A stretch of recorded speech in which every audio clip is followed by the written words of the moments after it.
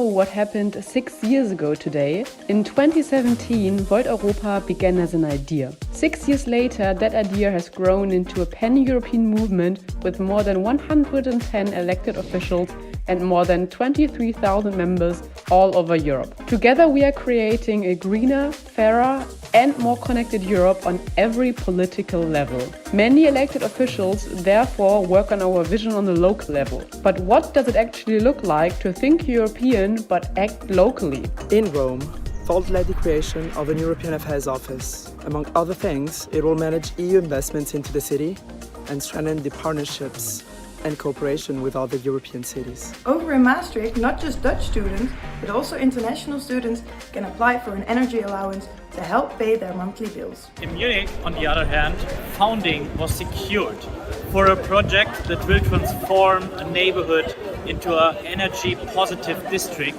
over the next 5 years. 3 projects out of many, 3 elected representatives out of over 100. And a moment to thank all those who have accompanied us in Volt's journey. To all the people from parliaments and local teams that bring to life the vision of Volt Europa. To all the people who give us their voice, follow our social media accounts and tell their friends about us. It is only thanks to you that we can make change happen. Volt is made for and by Europeans. We look forward to the next 6 years with you.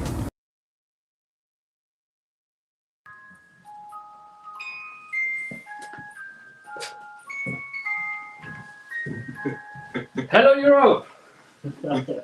You see, we are here, we are celebrating. Yes, Okay, put this on, no? Okay. of course, please. Okay. Of course, I'll do the same because we prepared a little bit and I think politics should be a little bit funny as well. So we'll start because the plenary session is already running, but we said, okay, let's go ahead with today's session. So, first of all, happy birthday, Volt, 6 years, and we will come to it shortly. And one thing was very impressive in the plenary session just some minutes ago. There was speeches about the 25 years Good Friday Agreement. So this is, by the way, a historical day too. But don't waste time. I'm here with Damian and Theodora. Damian, you founded Volt 6 years ago. Now you're sitting here in the European Parliament, and how is it feeling? How was the start, by the way, and how are you feeling now? Yeah, good question. I don't know. It feels like long and short ago, you know, like a long time ago, but also not so long ago. I don't know. 6 years is, I mean, I don't know. Is it long? Or do you feel it's long, 6 years? Or do you think it's like a short period of time? Both. Both. Okay. So how does, I mean, like obviously a big shout out to Andrea and Colombe, who like basically founded this thing with me. I mean, it was really Andrea in the beginning who said, yeah, I'm going to build an Italian party. You know? So really their fault. Yeah, I mean, I think in the beginning you think, okay, it's a crazy idea. We sit here, the 3 of us, we will come up with, I mean, we were 3 like we are now, yeah. And two dudes, 1 girl, thinking that we will now, you know, build a pan-European party. Yeah, then I don't know why we did it, but somehow there was a lot of thinking together, putting your heads together, coming up with programs, coming up with a homepage, and then, as you know, a lot of people joined quite soon, and then it goes a bit like this, you know, like you have first a couple of people, and then it becomes more and more, and then suddenly I don't know how many we are now, 25,000, whatever. So definitely it still feels a bit like a dream, a cool dream, and I'm very happy we're 6 years old now. Yes, you mentioned it's 6 years old, and it's about more than 23,000 members and more than 100 elected officials. So we are not only members, we are already the parliaments. Of course, you are the MEP here, but we have the Dutch parliament, we have the Bulgarian parliament, and a lot of local and regional parliaments, more and more.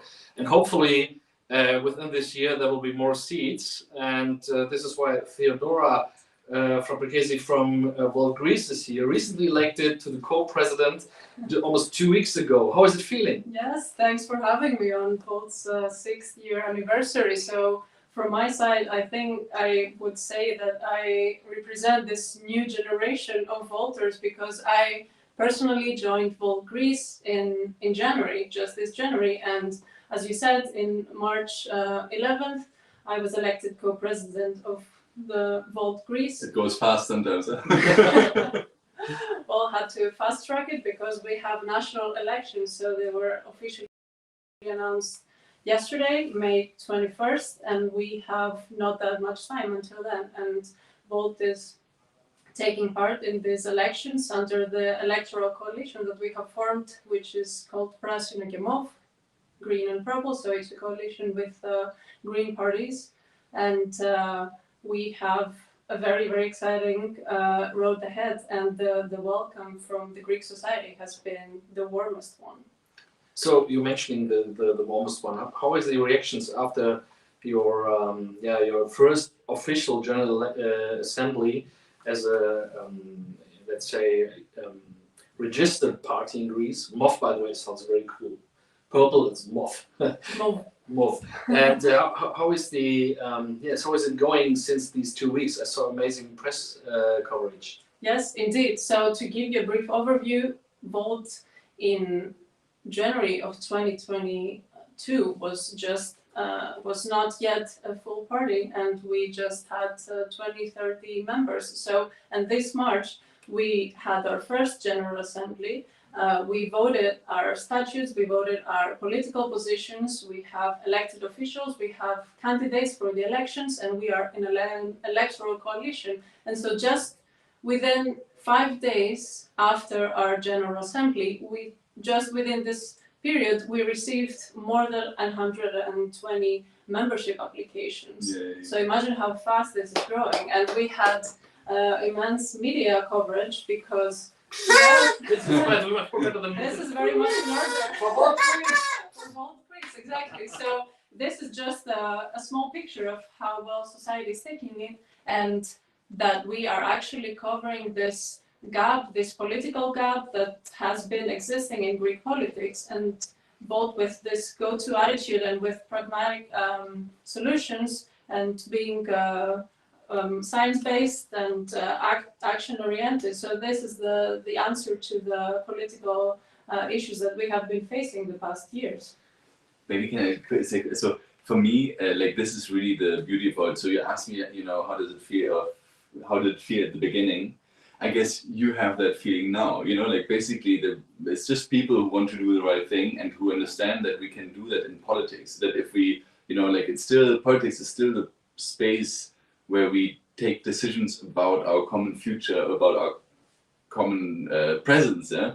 And I think if more and more, so for me, that's the real beauty about it, that if you decide to get active, and we decided that 6 years ago, you decided that in January, there's suddenly like a whole wave of things that can happen. You can actually excite other people to become active, and it's almost like a cascade of good things, or you could also just call it a movement of good things. Yeah, exactly. So let's switch to one of the first topics. We said we will talk about the Qatar Scandal, about Eva Kaili here, one of the co-presidents of the European Parliament. How was the reactions and discussions in Greece, Theodora? What can you tell us what happened there after there was this outcome of this big scandal? So this came to me and came to everyone, of course, as a massive shock. So personally, this was the reason why I decided to get engaged, and I felt this strong sense of responsibility to take action. So I can say that although we are not, this is not new to us, so a scandal outbreak is not news, so we've had those in the past. But to see what was actually shocking, I can say that it was the fact that Eva Kaili was already detained. So that's how we learned about the news, that she was detained here in Brussels. And to me, that was a big shock, because it's not only about the scandal and what it represents, and the lack of transparency that exists in the institutions and also in national institutions, but it's about actually tackling this through the elected officials, through transparency systems that we have, and when they are working, you see that people are held accountable. But this is not to say that just one individual is the problematic. The problematic is the bigger picture, and what have we actually done about this. And although Eva Kaili is now still in jail, and this had been a huge scandal both for the EU and for Greece as well, Many other politicians who were involved in other scandals in the past, they are in the national parliament and they are in governing parties. So this is to ask the question, so what are we doing about this, and also at the European level? So this is exactly the question for Damian. So how do you get information about the scandal and what happens since that information? I think it was actually in my team chat that someone said like, wow, look, Eva Kaili got arrested. And then we slowly found out more and more information about it. And for me, this came definitely as a shock. I knew Eva Kaili, and to have, the feeling that you sit here in the European Parliament together with someone that potentially took like millions of euros to influence their voting behavior, to influence how they were talking about this topic to others. I mean, that's really quite shocking. And then I think the second shock is definitely that I don't have the feeling that there was a really strong follow-up. So the Parliament President, Roberta Metzler, she actually tried to like put some things forward. So she called it the 14 points of things we could change quite fast. But in this House, I don't really feel the urgency to actually follow up on these 14 points or to do even more, to think about, okay, what can we do in terms of transparency? And I have to say that the European Parliament is already, in comparison to other parliaments, not that bad. Yeah, our committees are like publicly streamed. Our voting behavior is mostly public, apart from the raising hand stuff. That's not so great. But so the reason why we could also very easily then understand what Eva Kaili did is because we knew what she voted in a certain committee on a certain file in regards to Qatar. We knew her speech, and so I mean, there's transparency there already. But there's so simple things we could fix to make it even better. And that would, for example, mean that all MEPs here, all members of parliament, would have to publish all their meetings. And this is not the case. You only have to publish your meetings if you're really working on a specific file that has to do with the person you meet. So it's very restricted. And I think, look, all my meetings I publish. Yeah, like every meeting with a lobbyist or interest group or whatever it is, you can find on my page, because I think like I've also nothing to hide. It's good for me to show what I'm doing, and I think I can even benefit from it. So anyways, there's a couple of things that we could easily improve. I'm quite annoyed that this House doesn't really take them up. And I think we should really understand that when you go out there and talk to people who don't have to do with politics regularly, you realize that they all heard about the scandal. They all now connect the European Parliament to these, bags of cash that are somehow given. So that's a super negative reputational issue that could affect us in the European elections in 2024. So next year, when people say like, European Parliament, I don't want to vote for these corrupt people, and then in the end, maybe you only have the right wingers who vote in like protests. Yeah, so we have to win this trust back, I think. And for that, I'm trying to push this House a lot to be faster and to really, get more transparent and implement these measures. So, are there any things which are concrete? Maybe we could see in the next weeks or months, or how do you? The timeline currently is that only end of July, the commission, like the group of people that is looking at the rules of procedure changes, will actually come out, and we will have the vote on changed rules. I always have to ask myself the question, do I trust this process, or will I try to just, as a single MEP or with like-minded people, push through changes? Yeah? But for the rules changes, you need an absolute majority. So that's, you need the House. So it's always a bit the question, I think in game theory, you call it, you either defect and try to go your own way, or you stay part of the process and cooperate and maybe have the So I'm always in between these two. I think I'll try to really, definitely keep the pressure inside the House. I have really pushed very hard in closed circle meetings where I had the influence to do that, because I'm the spokesperson of the Greens when it comes to these rules of procedure, if you want, or like at least of the committee that deals with that. So I have some influence on it, and I really push hard, I can promise. But at some point I will have to think about whether maybe other options, other allies to create more pressure are better. Yeah, this is a good, let's say moving ahead to our next topic, because unfortunately we don't have that much time. I think on this topic we could talk for hours. Yes. But we don't have even minutes. Yeah. So we get to the next topic. But if you're interested, you can write us on every contact, social media, email. You can put some questions in the chat. We will follow up. And of course, you can attend our meet and greet. So if you are interested in these topics, we listen to you, but we don't have that much time to discuss it in detail. Because in the next topic, I want to get a little bit more in detail, because this is something Damian has a big influence in. It's the long-term residence directive. Tell us more about it, and what's your role and function on this directive? Yeah, and maybe it's important to understand in like 1 second of how EU laws are being made. You know, like often you say you shouldn't know how laws are made. It's worse than how sausages are made. I don't know if that's true, but as we are German, you know, maybe we like it. But in the end, like, look, the Commission always proposes a law, a bill if you want, and then it's negotiated in both chambers, so the Parliament and the relevant 27 ministers. And in Parliament, you always have one person of each political group who works on a law. And one of them has a little boss hat on and is basically the lead negotiator for that law in Parliament. And then in the final stage, when you have the ministers and the Parliament coming together, this lead negotiator is sitting against, you know, opposite of the minister that is the lead minister, and then they have the main fight, if you want. So I'm the lead fighter, the lead boxer, if you want, for Parliament in that sense. For this law, which is called the Long-Term Residence Directive. To make it very simple, like if you spend as a migrant, or we say third country national, already around 3 to 5 years here in the European Union, no matter where, you would be able to apply, or you're currently already able to, after 5 years, to apply for this status. It's a permanent resident status, and you're not bound by your employer anymore and so on. But this EU one that I'm negotiating already exists, but it's never really used. People don't apply for it because the rules are not very open. It doesn't allow for people to really apply. So there's a couple of things I'm trying to change to make it very simple. First, I want you to be able to apply already after 3 years. Second, once you have the status, I want to allow you to work everywhere in the European Union. So not just in the one country where you got the status from, the EU status from, but in all 27. Why? Because the European Union needs to attract more talent to Europe. We're in an aging society. We're losing over the next 30 years 50 million people from our workforce. So we definitely need these people.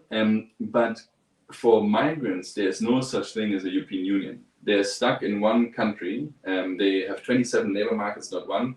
And to be competing with the US and with Australia and so on, we have to somehow unify the European labor market. So it's really a typical Volt topic, you know, how do we use the benefit of the whole union for all of us? And I mean, this is like a law that allows us to do this a lot. And on Tuesday, we voted on this in the committee that's responsible, the Interior Committee, and I got a big support for my position that I negotiated now over the last year with parliamentarians from the other political groups.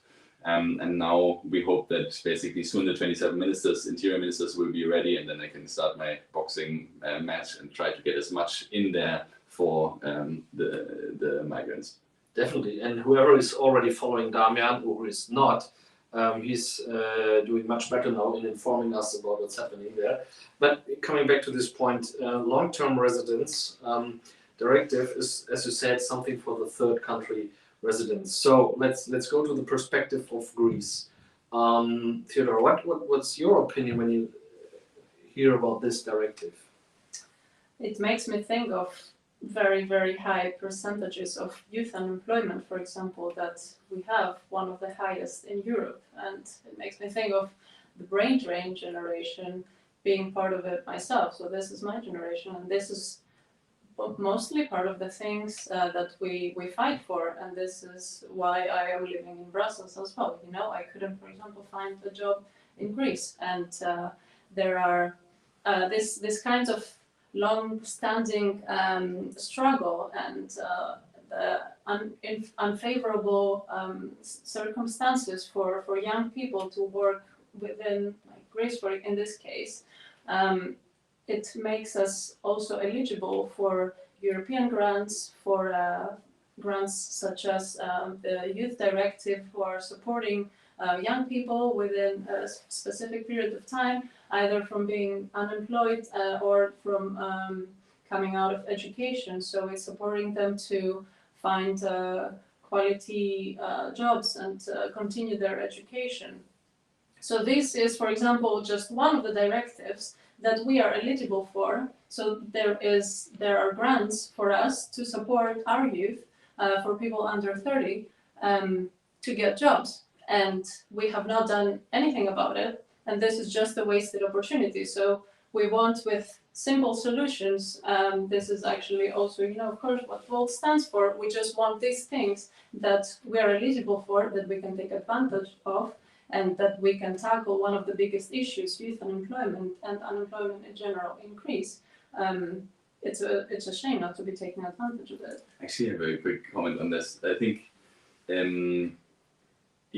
there's one thing which is intra-EU mobility, basically saying like, look, what of the 27, if you're coming from one of the 27 countries, and then there's obviously like the thing that I was talking about, like if you come outside the 27 countries and want to work in the European Union, and that's what this law is about. But I think if you also just think about, within the European Union, I think there's a couple of things that we can look at. One is that was already in our, program for the 2019 elections. We want a European unemployment agency, like an actual functioning European platform that somehow allows for to find a job everywhere in Europe, and that actually entails that our professions, like our master degrees, maybe also doctor certificates and so on, they work all across Europe. And that's not the case. We think that this isn't the case, but it's not the case. I mean, it's not that easy actually to move across borders in Europe still, even though we have the freedom of movement. And the second thing that was also in our program that I also still believe in is, to fight youth unemployment and to think about regional development strategies for weaker regions, because we all have them. Yeah, I mean, in Germany, if I look at Wuppertal or other areas or Eastern Germany, I mean, so we have disadvantaged regions all across the European Union, and I don't think we're doing enough to actually develop specific economic strategies for these regions. Mm-hmm. So that, like, I mean, I think Athens probably has more, and Thessaloniki has more jobs than other parts of Greece. So, like, how can we also within Greece and to think about regional growth and how can we actually, tackle youth unemployment? I think it's a super important point where Europe could do much more than we're currently doing. Yeah, exactly. So best practices, our VET system in Germany, instead of giving credits, I think you also mentioned the basic income or the payment, that it's less the. You're right, because to tackle this very, very high unemployment rates, Volt Greece, for example, puts forward certain positions on how to address this, and because the unemployment benefit is cut off immediately, even if a person finds a job, a part-time job, even for a couple of days. So instead of this being gradually phased out to create incentives for people to get into work instead of only living off the unemployment benefits. So this will create the motivation to both work and motivation to have a higher income. So phasing off the unemployment benefit gradually instead of cutting it off immediately. So this is one of our main policies. And also we want the minimum wage to stop being used as an election game every time that there is a change in politics. And we want this to be linked to the average income and to be addressed and to be changing automatically, like keeping this ratio. And so it's things like that, simple policies that we can put in place that will make people's life just easier, and they think they think short term as much as long term, because you create a healthier culture between society and employment. So it doesn't mean one or the other. These always have to be interlinked, economy and society. So this is just how it should be, and we're advocating for these kind of practices in the best way that we can. Yeah, very, very, very good point for the end, I think, because you mentioned it. Best luck for the campaigning in Greece at that point. I think you're filling a big gap, and so best wishes to the team in Greece. You're doing a great job, and I think you have some words. Yes, because this is very good, because you can tell us about the success of you in the last years here in the European Parliament and what you are working on and achieved after telling what you wanted to tell, because I need to jump in the other room for a short surprise, and you're with the audience to tell them about it. Okay, I can do that. I think for me, before I do that, and this is really important, I just want to say, like, look, I said it a bit clumsily in the beginning, but basically, Volt is 6 years old, which means we are really just like Theodora and myself, just some people who said, like, look, we believe in a functioning European Union. It's not there yet. We believe in, you know, social equality. We believe in an innovation-friendly, sustainable Europe. We believe in a Europe where people can just live and cooperate and don't fight each other across borders. And currently, this is still a bit under, not a bit, but it's under attack. Like if you look at Italy with Meloni in government, if you look at France where Marine Le Pen could still win the next elections. I mean, there's so much happening right now which shows that the right-wing populists are not gone and that we really need to fight for the Union, the Europe, the countries, if you want, that we want. And so my plea would be, after 6 years of Volt, that you also consider whether you want to become active, or if you're already a Volter, how you can put some energy in it, so that the next year European elections in 2024 are going to be a huge success. And obviously, if you're in Greece, then also think about, you know, the elections that are coming now up. But really, you can, I think me or us sitting here now in this parliamentary office in Brussels shows that getting active can actually change something. And so my message to you is do that, active, and try to work on this. I mean, I think it would go too much into detail if I tell you everything that I did over the last 4 years. Subscribe to my newsletter if you are interested. Also follow on social media. I work very roughly on a couple of issues. One is electoral law, to try to make Europe basically, or the European democracy, more European. With a second vote for European parties. I work on migration and asylum, as I just said, and I work on digital policy and on recovery. But as I said, for me, the celebration of Volt's birthday is very much about celebrating all of the people who decided to get active and like Theodora and Friedrich are trying to change Europe. So where's the surprise? Oh, there's a wow! I go. Yay! A good bubble. Thanks a lot. That's very kind. Of course, we ordered the French secured product. You know. Very good. Like the name is protected by the EU. Is what you're trying to say? Yeah. We don't make the product advertisements, so we can name that it's champagne from France. So from Reims, the partner city of Aix-la-Chapelle. But let's welcome Damian's team and let's say a big shout out. Come in, guys. Please Great to celebrate. I don't have a glass here.